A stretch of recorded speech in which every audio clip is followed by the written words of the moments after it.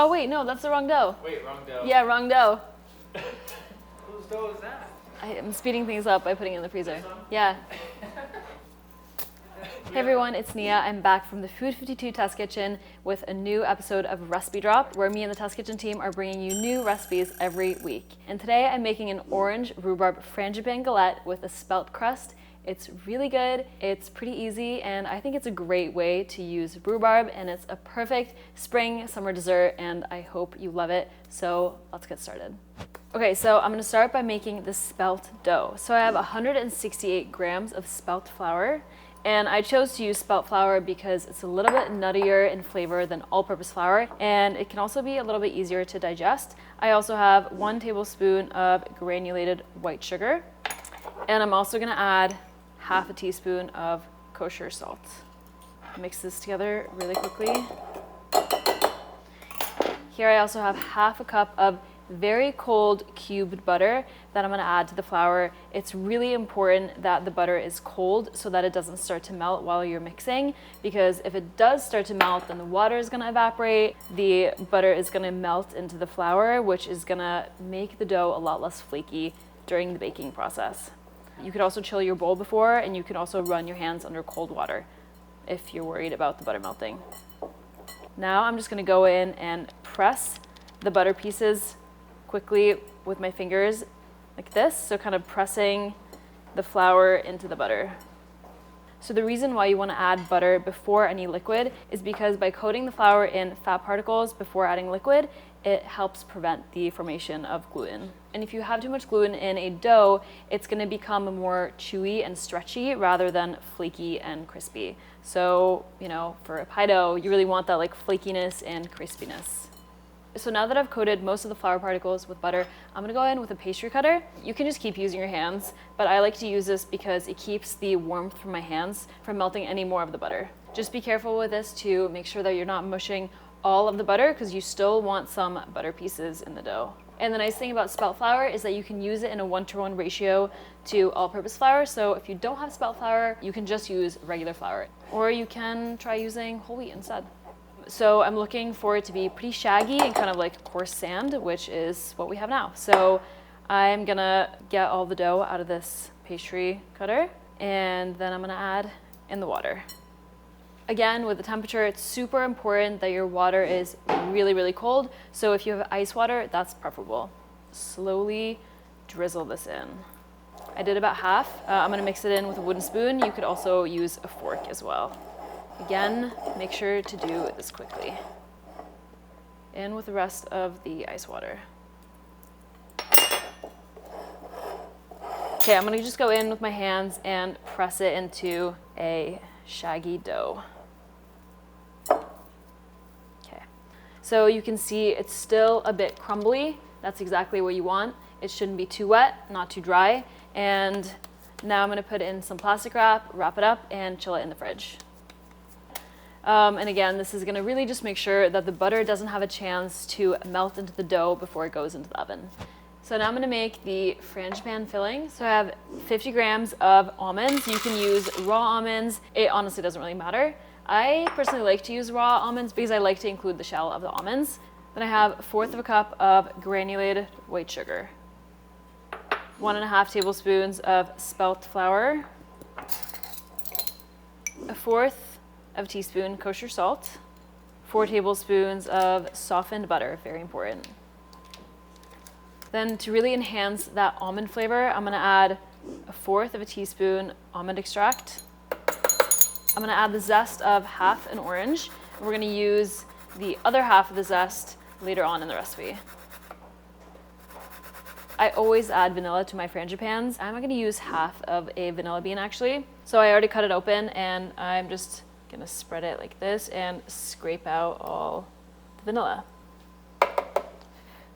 What makes frangipane different from marzipan is that frangipane also has egg in it, and it also has a little bit of flour, which I already added. I'm only gonna add the egg white, so I'm gonna separate the two because I'm gonna use the egg yolk later on for the egg wash.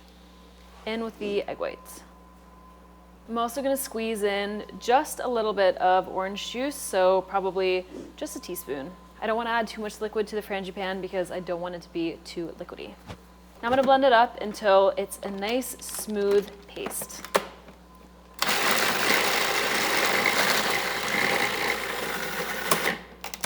I'm gonna scrape down the sides just to make sure that we get everything nice and blended.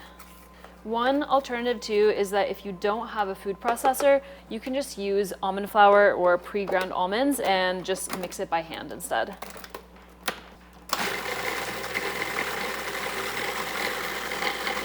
So the nice thing about using vanilla beans rather than vanilla extract is, of course, you're gonna get more of that prominent vanilla bean flavor, but you can also see those nice little vanilla bean specks, which I love.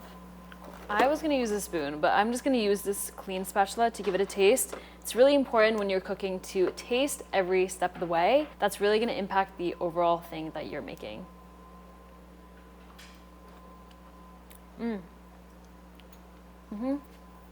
So right now, I'm just making sure that the salt level is good, the vanilla level is good, and almond extract as well. The salt is perfect. Salt really helps to bring out all the flavors and balance everything out. So I'm gonna set this aside and I'm gonna go grab the chilled dough. Okay, so to make things a lot easier, I like to roll out all my doughs on parchment paper, whether it's for cookies, for a pie. It just makes it a lot easier to actually transfer it to the baking sheet. Okay, I'm gonna sprinkle it with a bit more spelt flour. So whatever flour you use, just keep using it throughout the recipe. And now I'm gonna roll it into a 12-inch circle all around. You don't need a measuring ruler, but if you have one, that's even better. And if you don't have a rolling pin at home, you could even use a wine bottle, or you could honestly just pat it out with your hands, although it might not be as even. And again, this is something that you wanna do quickly to make sure that none of the butter melts. So I'm also rolling this out into a little bit less than 1/8 of an inch thickness. The size is more important than the thinness, I'd say. As long as you have about 12 inches, it's gonna be about as thin as the one I have. Let me grab my ruler, see how long it is. Okay, we got 1/2 inch off.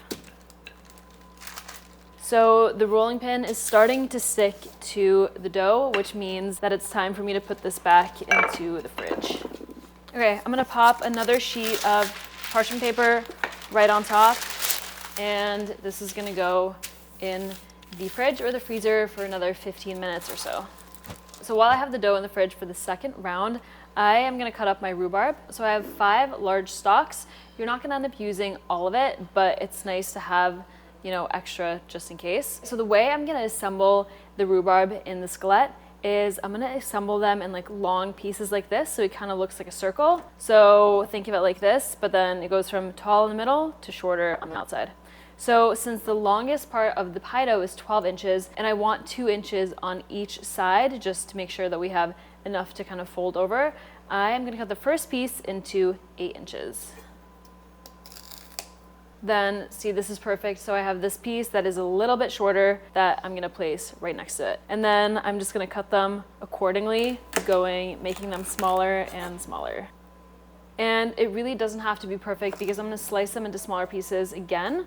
And then you can kind of stack them on the galette. So don't worry if it doesn't look like a complete circle. This certainly doesn't. It looks more like an oval, but that's okay. So now I'm gonna take each piece and cut it into 3 pieces lengthwise. I think it makes it a little bit more interesting to look at, and it makes it easier to stack the pieces as well. So I'm just gonna keep them kind of in the right length order too. So here now you can see kind of once they're all bundled and in smaller pieces, it looks a little bit more circular. Okay, I'm gonna put this aside until we start to assemble. So another thing that I'm gonna prepare is this little like orange sugar. So I have about 1 tablespoon of granulated sugar here, and then I'm adding the remaining orange zest from the other half. Now I'm just gonna kind of rub it together with my fingers, and this is going to really infuse the sugar with the orange flavor. And it makes for a really, really nice color, and it adds a really nice aroma and flavor to the galette. So I have the rhubarb, I have the infused orange sugar. I'm also gonna make the egg wash. So I have the egg yolk here from before, and then I'm gonna add about 1 tablespoon of heavy cream. You could use water, but cream or milk helps to make it super silky and extra glossy, which I love. Then I also have a little bit of turbinado sugar to sprinkle on the crust as well. I'm gonna go get the crust because it's time to assemble. I put the dough on a rimmed baking sheet. This one is by Heston. If you watch my other videos, you know that I love the Heston sheet pans. Okay, this looks great. So the assembly is super straightforward. I'm gonna add all the frangipane. You don't have to use it all, but I highly recommend it. And again, because I want 2 inches on all sides to be able to fold over, I'm just gonna spread this out into an 8-inch circle. And one mistake that I actually made when making the frangipane is that I should have ground the nuts up before adding the egg white and the butter. And because I didn't do that, the almonds didn't get as finely ground as I would have wanted them to, but it's still gonna taste really good, so it really doesn't matter that much. And now I'm just using my favorite kitchen tool, the offset spatula, to spread it into a nice thick layer, which is then kind of gonna puff up in between the rhubarb layers, and it's gonna be so good. Now it's time to assemble the rhubarb on top. So starting with the longer pieces, I'm just gonna place them right in the middle. And it's kind of nice that you have the more pink outer side and then the light pink inside, so then you get, you know, some color variation, which is kind of cool. So tuck them in there really nicely. And again, it doesn't really matter if they're a little bit off. You can kind of stack them as well. So now before I fold the sides over, I'm gonna go in with the orange sugar, just sprinkle it evenly over the rhubarb. The rhubarb and the orange taste really, really good together. It makes it really fruity and zesty and kind of lightens up the heaviness of the frangipane. Now I'm also gonna go in with a little bit more orange juice, just whatever you have left in the other half. Again, amplify that orange flavor. So now I'm gonna start, you can really start on any edge or side, but now I'm just gonna fold over the sides gently over the rhubarb. As I'm going, I'm just pressing down on the edge to make sure that it really stays on and seals together. There's something about a classical pie that I don't always love making, but a galette, on the other hand, I love to make because they're super, super easy. And it doesn't have to be perfect because even if it still looks a little rustic around the edges, it still looks beautiful. I mean, I think a galette kind of is supposed to look a bit rustic. Okay, so there we go. And it has maybe like 1.5 inches of overhang, which is perfect. So now I'm just gonna take a tablespoon of butter and kind of, you know, dollop it on top of the galette. You know, this is gonna make the butter melt right on top and mix with the sugar, and it's gonna be really good. I mean, butter makes everything better, so. Last step, I'm gonna brush it with the egg wash that I made. And as I was saying, this is gonna give a really nice glossy, shiny finish to the pie crust, especially since I added cream instead of just water. Now I'm gonna sprinkle on the turbinado sugar on the sides.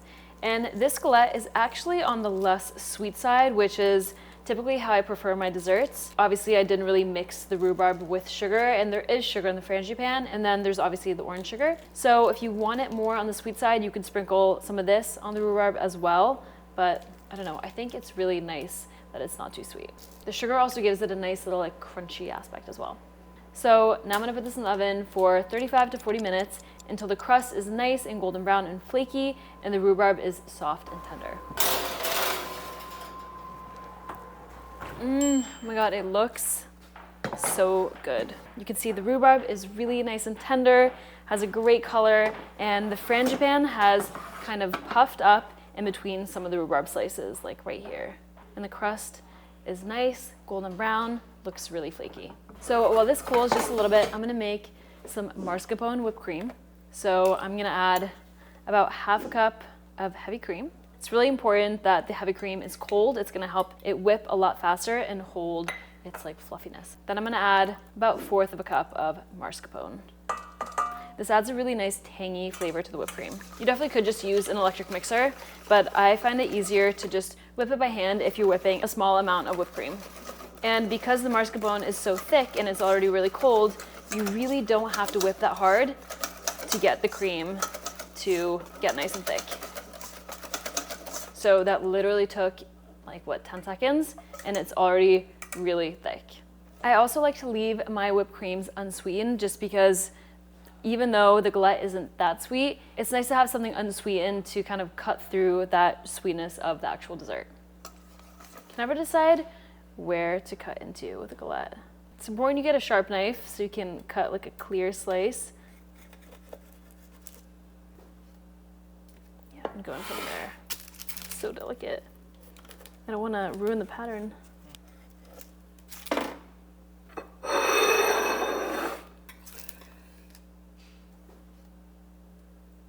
Look at that. You can see, so you have the nice like flaky crust on the bottom, and then you can see the frangipane layer, and then you have the rhubarb, and then you have this citrusy orange sugar right on top. It looks so good. Oops.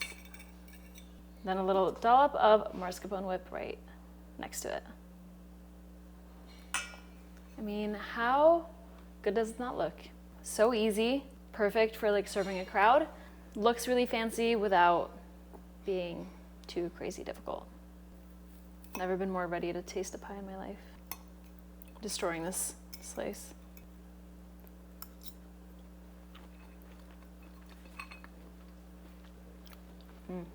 It's really nice. The orange really shines through in a great way, and the tanginess and the lightness of the whipped cream and mascarpone is really, really nice with the frangipane. Really good. I'm very happy with this.